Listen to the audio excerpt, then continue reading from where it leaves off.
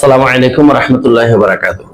সম্মানিত দর্শক মণ্ডলী, আল্লাহ সুবহানাহু ওয়া তাআলা মানব জাতিকে আদর্শ শিক্ষা দেওয়ার জন্য একটা আদর্শ মডেল হিসেবে আখির নবী মুহাম্মদুর রাসূলুল্লাহ সাল্লাল্লাহু আলাইহি ওয়াসাল্লামকে এই দুনিয়াতে পাঠিয়েছেন। লাকাদ কানা লাকুম ফি রাসূলিল্লাহি উসওয়াতুন হাসানাহ ওয়া ইন্নাকা লাআলা খুলুকিন আযীম। অনুপম চরিত্রের অধিকারী হিসেবে রাসূলুল্লাহ সাল্লাল্লাহু আলাইহি ওয়াসাল্লাম এই পৃথিবীতে আগমন করেছেন।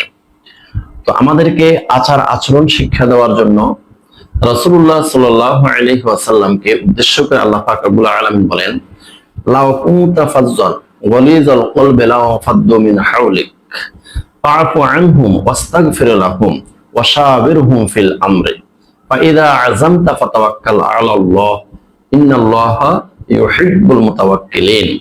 সূরা আলে ইমরান আয়াত 159। এই আয়াতে আল্লাহ সুবহানাহু ওয়া তাআলা বলতেছেন, লাউ কুনতা ফাজ্জান গালিজাল কলবি লাও ফাদ্দু মিন হাওলিক। ইয়া রাসূলুল্লাহ সাল্লাল্লাহু আলাইহি ওয়াসাল্লাম, আপনার আচরণ যদি রূঢ় হইতো, আপনি যদি বদ মেজাজি হইতেন, তাহলে আপনার পাশের থেকে সকল মানুষ আপনার থেকে দূরে চলে যাইত। তাহলে আপনি কার কাছে ইসলাম প্রচার করতেন? হ্যাঁ, আপনার আচরণ অনুপম, মাধুর্যপূর্ণ।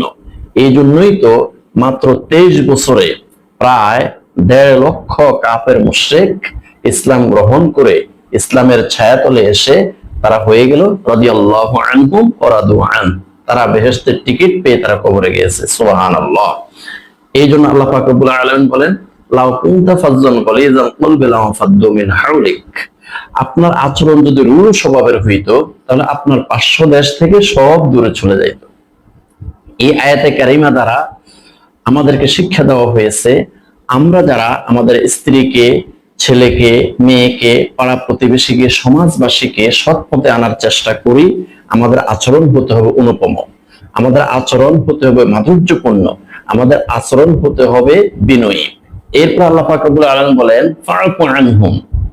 হ্যাঁ, আপনার আশেপাশে যারা আছে, যাদের কাছে আপনি দিন প্রচার করবেন, তারা অনেক ভুল করবে, তাদেরকে আপনি ক্ষমা করে দিবেন।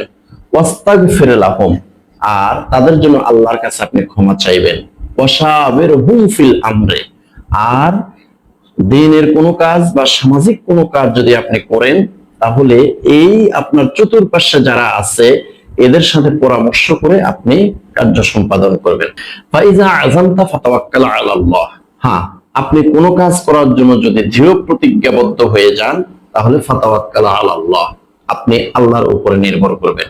ইন্নাল্লাহা ইউহিব্বুল মুতাওয়াক্কিলিন। নিশ্চয় আল্লাহ পাক রব্বুল আলামিন ওই সমস্ত মানুষদেরকে ভালোবাসেন যারা সকল ক্ষেত্রে একমাত্র শুধুমাত্র কেবলমাত্র আল্লাহর উপরে নির্ভর করে। ওই সমস্ত ব্যক্তিদেরকে আল্লাহ পাক রব্বুল আলামিন ভালোবাসেন।